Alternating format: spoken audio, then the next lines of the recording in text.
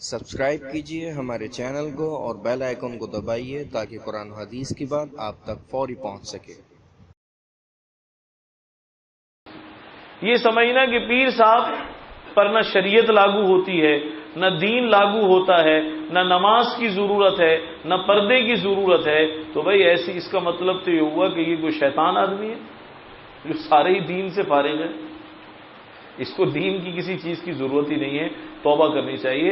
حضرت عائشہ صدیقہ فرماتی ہیں ساری زندگی کسی عورت سے بے محابہ ملاقات نہیں فرمائی۔ پردے کا حکم نازل ہونے کے بعد ہمیشہ آپ نے پردہ فرمایا ہے، جبکہ اگر آپ پردہ نہ فرماتے تو کوئی خطرہ نہیں تھا۔ ایسے ہی ہے نا، اتنا مقدس رشتہ ہے، نبی تو معصوم ہے نا۔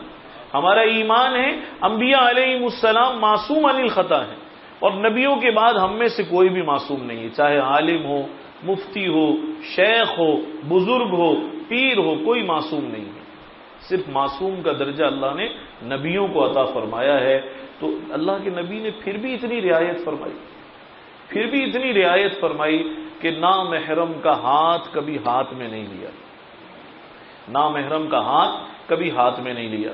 ایک بات، نامحرم کو سامنے بٹھا کر کبھی آپ نے گفتگو نہیں فرمائی پردے کے پیچھے۔ اب کچھ پیر صاحبان ہیں، کچھ حضرات ایسے ہیں جیسے مرد مشورہ مانگتا ہے تو اسے تنہائی میں بلا کر مشورہ دیا جاتا ہے، اگر کوئی مرید عورت مشورہ مانگے، مریدنی مشورہ مانگے تو اسے بھی تنہائی میں بلا کر مشورہ دے رہے ہیں۔ حرام ہے، حرام ہے، حرام ہے۔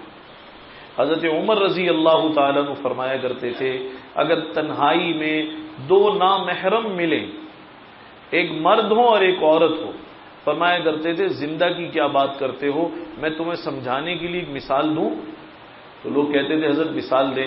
فرماتے تھے میں تو یہاں تک کہتا ہوں اگر ایک ہڈی مرد کی ہو، بوسیدہ ہڈی، اور ایک عورت کی ہڈی ہو، یہ بھی دونوں پاس پاس پڑی ہوں، تو میں تمہیں سمجھانے کے لیے کہتا ہوں ان میں بھی میلان ہوگا۔ تم زندہ ہو اور پردہ نہیں کرتے،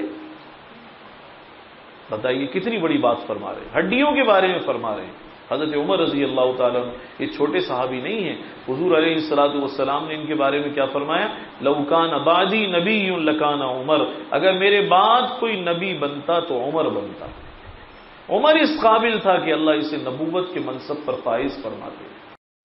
امید ہے اس ویڈیو کو صدقہ جاریہ کے طور پر آپ لوگ ضرور لائک اور شیئر کریں گے، اور مزید پرسرار پہلوؤں کے بارے میں جاننے کے لیے ہمارے چینل کو سبسکرائب کریں۔ یا کچھ پوچھنا یا جاننا ہو یا کوئی مشورہ ہو ہمیں ضرور کمنٹس کریں یا ای میل کریں۔ انشاءاللہ پھر ملاقات ہوگی۔ السلام علیکم ورحمۃ اللہ وبرکاتہ۔